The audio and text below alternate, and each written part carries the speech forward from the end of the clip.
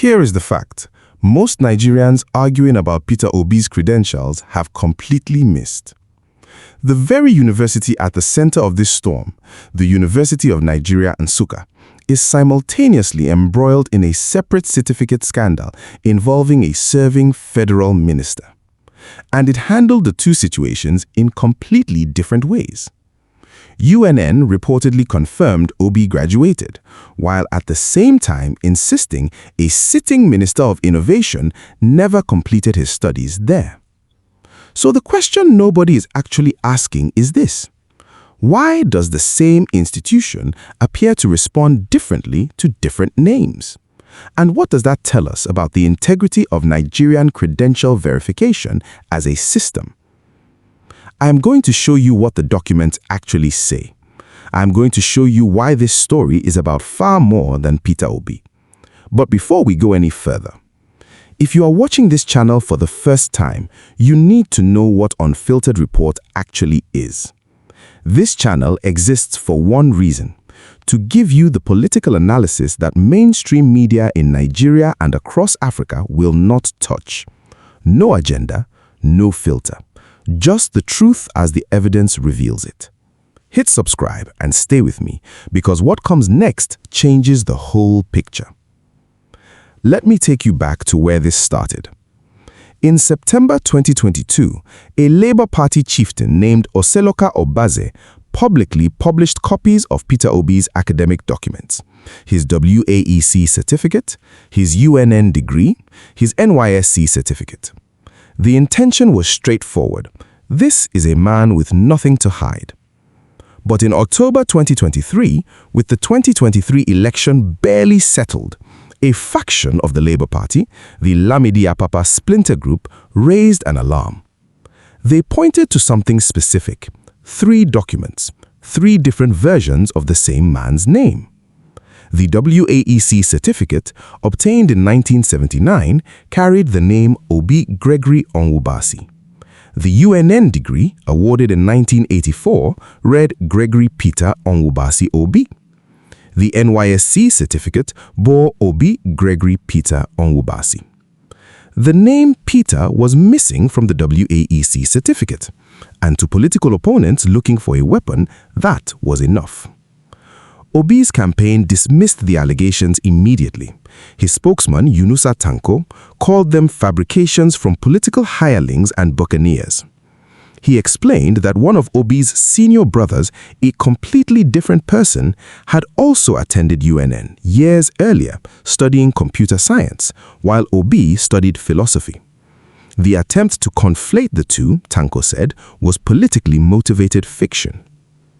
Now, here's what you need to understand about why that controversy has come back in 2025. Because the real trigger this time is not Peter Obi at all. In October 2025, Premium Times published an investigative report that shook Abuja. The University of Nigeria and Nsukka had disowned the Bachelor of Science degree certificate presented by Uche Naji, the serving Minister of Innovation, Science and Technology. The university's Vice-Chancellor, Professor Simon Otwanya, publicly stated that Naji was admitted to the institution in 1981 but never completed his studies and never was issued a certificate. Then came the confirmation that turned a scandal into a crisis. In court filings before Justice Hawa Yilwa of the Federal High Court in Abuja, Naji himself reportedly acknowledged that UNN had not issued him a degree. He effectively confirmed the allegation against himself, and in October 2025, he resigned from the cabinet. This is the moment everything changed, because Peter Obi, who had consistently and loudly demanded accountability on certificate fraud, was suddenly back in the center of the conversation. His critics, unable to attack Naji without implicitly trusting UNN's verification processes, pivoted back to Obi. Back to the name variations, back to the questions that were, in their view, never properly closed. And that pivot tells you everything about the political mechanics of this story. Nigeria's certificate controversy, I should say, is not a 2023 invention. It runs back through decades of Nigerian political history. But it reached its most charged modern expression with the Chicago State University saga surrounding President Bola Tinubu in 2023. The BBC subsequently concluded there was no evidence Tinubu forged his CSU record, but the episode permanently lowered the threshold for scrutiny. Every major political figure now faces the same question. And UNN, Nigeria's first fully indigenous autonomous university, founded by Nnamdi Azikiwe and opened in 1960, finds itself repeatedly at the center of it. Let me take you through institutional breakdown. This is the section that separates analysis from commentary. I am not going to tell you what to feel about this story. I am going to take you inside the machine. 4 institutions sit at the intersection of this controversy: the University of Nigeria and Nsukka, INEC, the Nigerian courts, and NYSC. Let me show you what each one actually does and where the system breaks down. Now, I will start with UNN. UNN is not a passive actor here. It is a federally funded institution governed by the university's Miscellaneous Provisions Act and its own statutes. When it confirms or denies a candidate's graduation, it is not offering an opinion. It is exercising an official institutional function with direct legal consequences. The question of when UNN confirms records, to whom, and under what conditions, that is not administrative paperwork. That is a politically consequential act. And here's what makes the UNN question so difficult to resolve cleanly. The Naji case revealed something that should concern every Nigerian, regardless of political affiliation. In 2023, UNN reportedly issued a letter confirming Naji's graduation from the institution. Then, in May 2025, the same institution wrote another letter claiming there was no record of his graduation at all. Naji himself, in his legal filings, described this as the university being economic with the truth and accused the vice-chancellor of attempting to tamper with his records for political reasons. Now, I am not here to adjudicate Naji's guilt. The court filings, the resignation, and the Premium Times investigation have done that work. But the institutional implication is this: if UNN's official position on a graduation can shift from confirmation to denial in the space of 2 years, then what does any single UNN statement actually prove about anyone? That question hangs over this entire story. Now let's move to INEC. The Independent National Electoral Commission is constitutionally mandated under Section 31 of the Electoral Act to receive, display, and respond to challenges about candidate credentials. What the Naji case exposed, and what Obi himself has loudly, specifically, and repeatedly pointed out, is that INEC routinely accepts submitted credentials without independently verifying them with the issuing institutions. You submit your certificate. INEC files it. Nobody calls the university. And when a court challenge is raised post-election, the courts have repeatedly dismissed credential disputes as pre-election matters, effectively mooted by the electoral outcome. Certificate fraud in Nigeria's current legal architecture carries no enforceable electoral consequence. That is not an accident of oversight. It is a structural feature of how the system was built. The specific provision is Section 31, subsection 5 of the Electoral Act, which allows any person to challenge a candidate's credentials before an election, but provides minimal enforcement mechanism if INEC declines to act. Pre-election, INEC can ignore it. Post-election, the courts will not hear it. The window in which accountability is technically possible is narrow, and the institutional will to use it is almost always absent. The courts. Now look at the courts. Naji's suit against UNN, filed in the Federal High Court in Abuja, case number FHC/ABJ/CS 1909/2025, sought 3 things: a writ of mandamus compelling UNN to release his transcripts, an interim injunction restraining UNN from, in his words, tampering with his records, and an order directing the Minister of Education and the National Universities Commission to compel compliance. The court fixed November 10, 2025 for hearing. Then, in early 2026, came a development that Naji's camp has tried to use to rehabilitate his narrative. UNN itself reportedly initiated out-of-court settlement discussions. His aide, Robert Ngu, issued a statement saying the respondents had reached out to explore settlement. Naji's camp presented this as evidence of institutional bad faith against his man.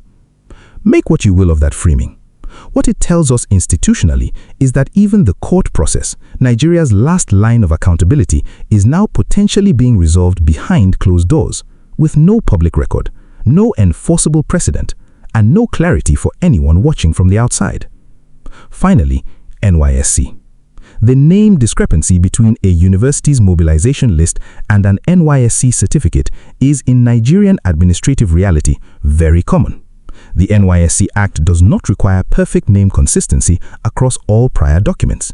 It requires verification of university attendance before mobilization. Name variations across documents from different decades issued by different institutions under Nigeria's layered naming traditions, that is not evidence of fraud. It is evidence of a document infrastructure that was never designed for the kind of forensic scrutiny it is now being subjected to. And yet, as a political weapon, it works because the ambiguity is sufficient. You do not need to prove fraud. You only need to make people feel that something might be wrong.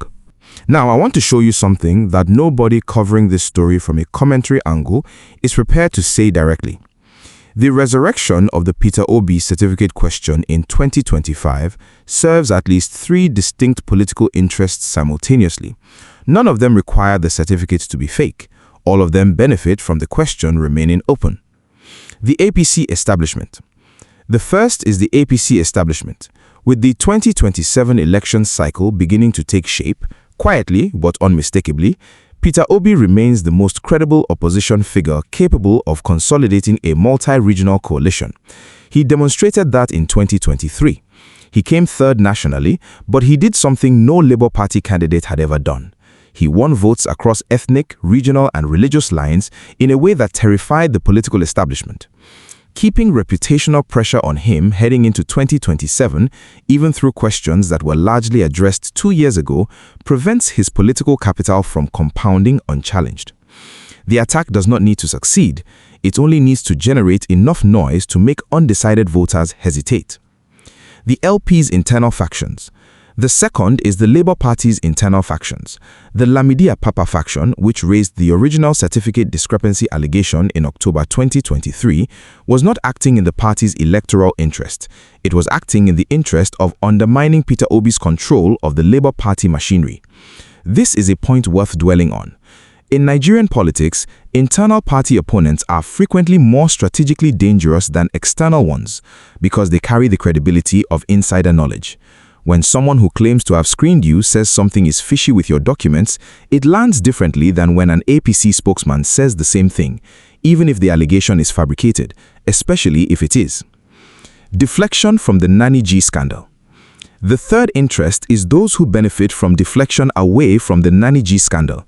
When a sitting minister resigns under confirmed credential fraud, the natural political question is not about the minister alone.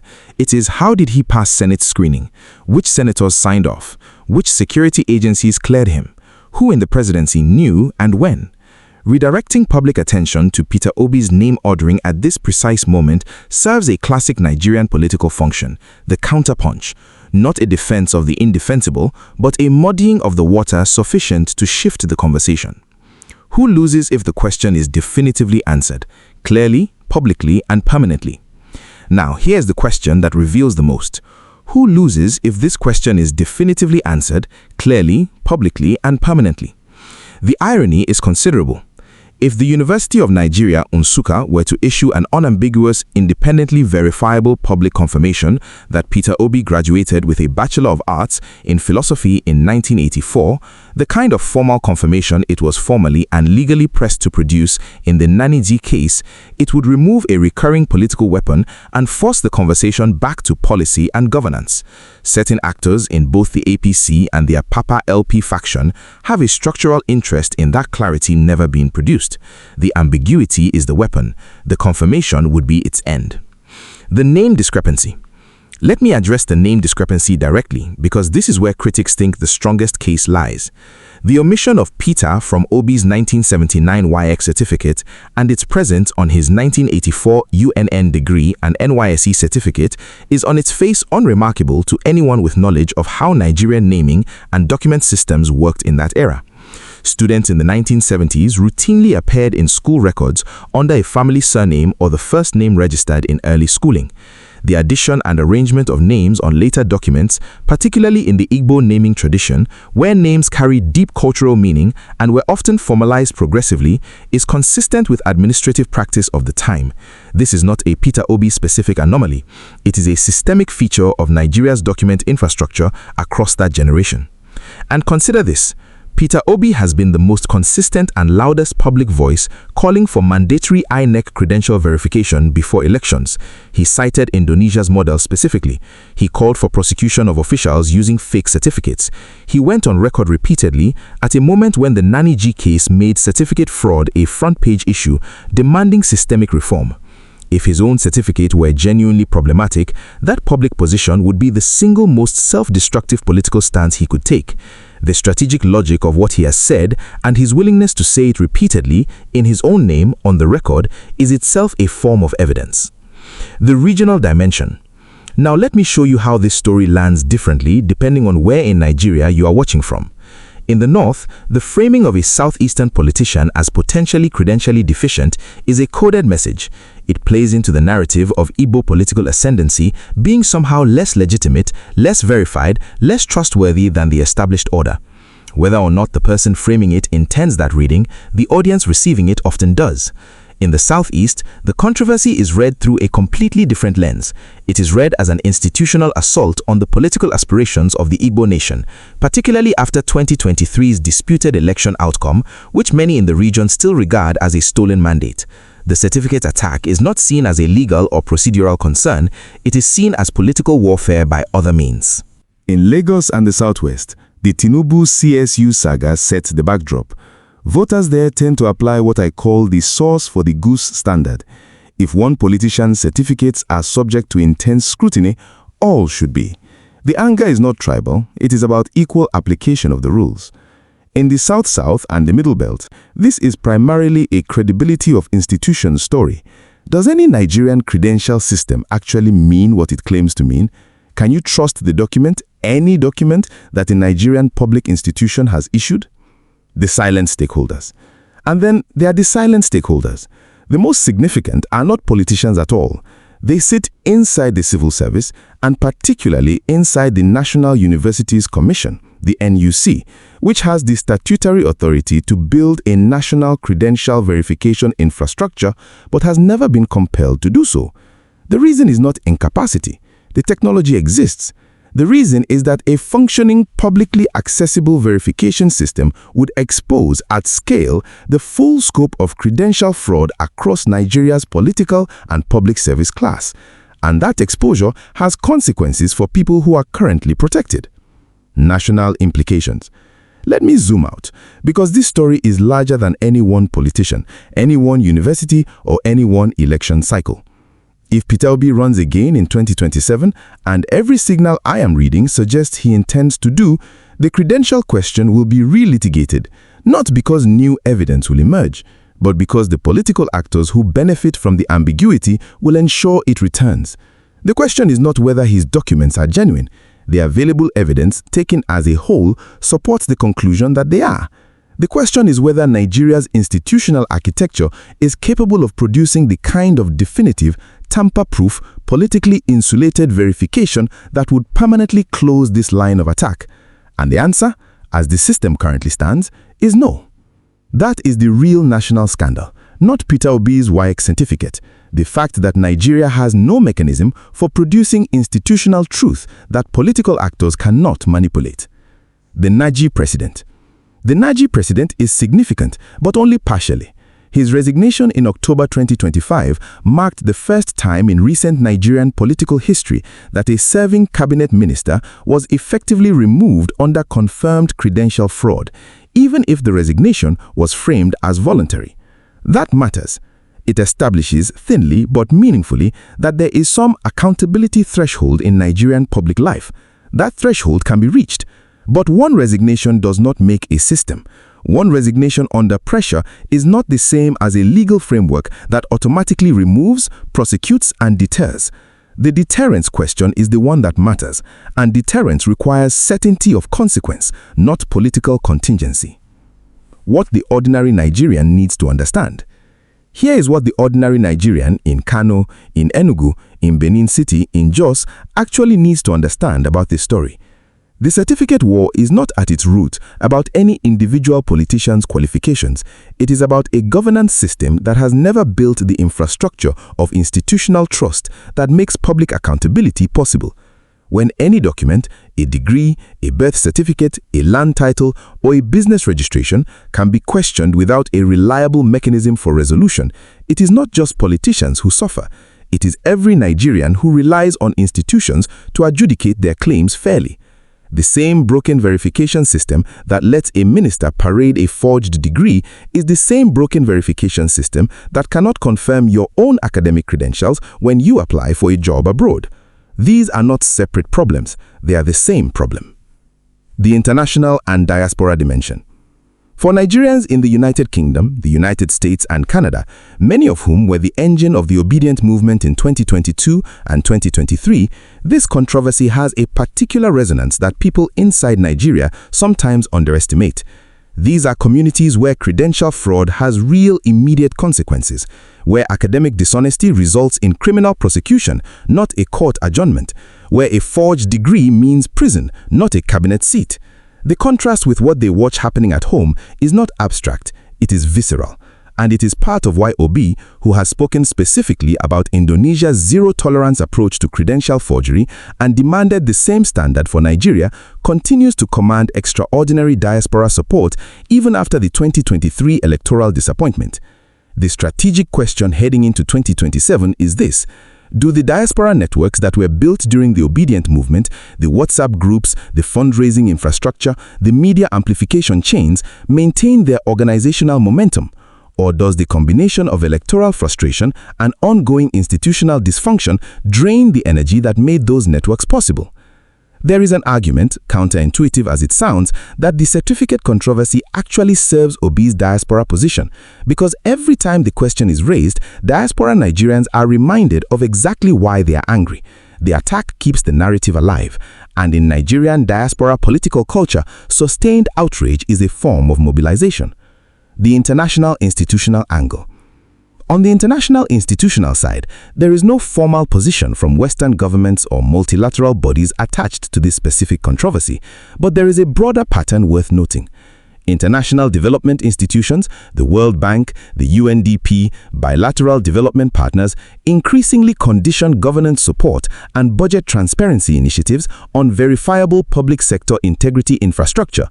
A Nigeria that cannot verify the credentials of its own ministers is a Nigeria that has a quantifiable institutional deficit, not just a reputational problem, a measurable governance gap that affects how seriously international partners take reform commitments on debt restructuring, on investment climate, on the conditions attached to program support. This is a small part of a very large picture, but it is part of the picture, and it is one that rarely gets named in the domestic coverage. The counter-arguments and misconceptions. Let me stop here for a second, because if what I just told you is new information to you, drop a comment below right now. I want to know what you were told before you watch this, because we are not even at the most important part yet, and I want to know where your thinking is before we get there. This is the section where I build credibility, not by avoiding the strongest opposing arguments, but by engaging them directly. Here is the most powerful version of the case against Peter Obi. Not the cheap version, the serious version. The serious critique is this: in a political environment where credential fraud is endemic, in a country where institutional trust is already at rock bottom, the failure to proactively produce a formal, independently issued, publicly verifiable confirmation from UNN, rather than relying on photocopies circulated by a party aide on social media, reflects either serious political mismanagement or a deliberate comfort with ambiguity that serves a particular brand of mystique. This critique does not require the certificates to be fake. It simply says, if the documents are genuine, why has the team around Peter Obi never secured the kind of direct institutional confirmation that would permanently close this line of attack? And that question is a fair question, and it deserves a fair answer. Now let me show you where the most commonly repeated criticisms actually collapse. Misconception 1. The different names prove forgery. This collapses on contact with Nigerian administrative reality. Names on Nigerian government documents from the 1970s and 1980s were inconsistently recorded across institutions as a matter of routine. The school leaving certificate recorded one arrangement, the university recorded another, the NYSC recorded a third. This is not a Peter Obi-specific phenomenon. It is a systemic feature of how Nigeria's document infrastructure was constructed across that generation.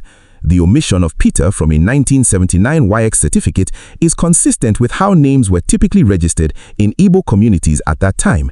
It is not evidence of fraud. It is evidence of a 40-year-old administrative system. Misconception 2.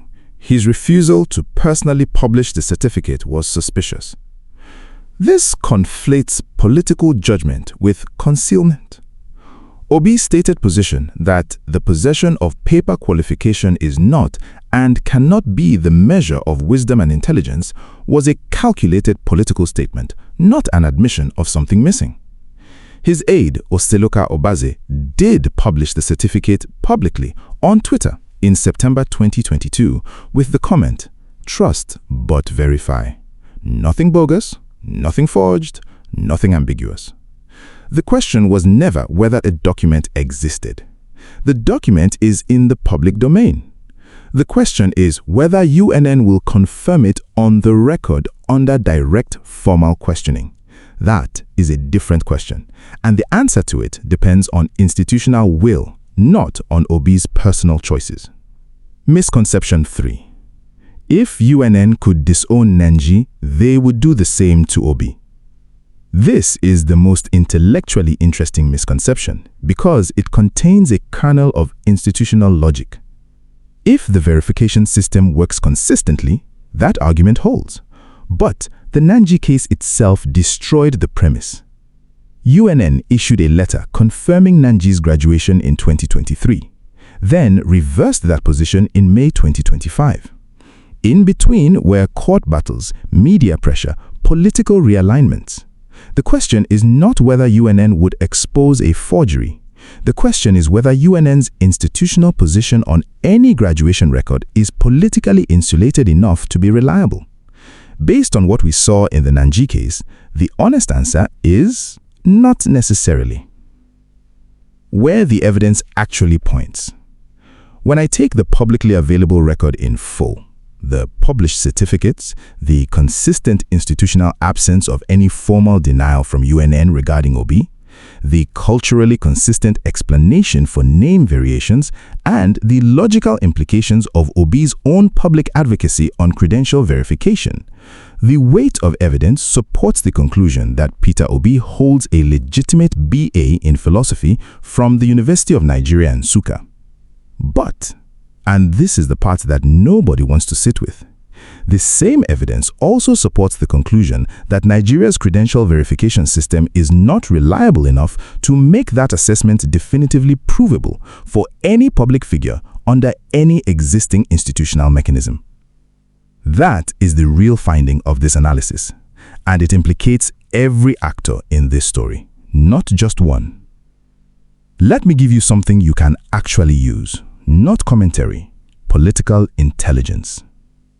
Here is how I see this story developing across the next 30 days, the next 90 days, and the next year. The next 30 days.